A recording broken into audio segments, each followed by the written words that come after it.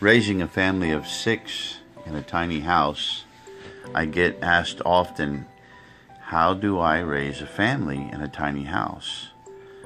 Well, here's a nice project that the customer and the architect decided to grow small buildings into a custom home.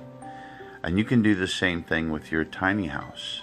If you keep the space simple and convertible, then through walkways, covered dogtrots, they call them, and areas that are common, you can expand your tiny house as your family expands.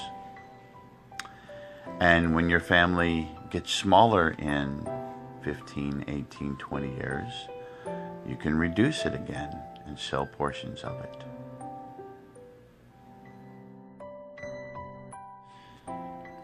So don't be confined by tiny house idealism. Grow your house with you.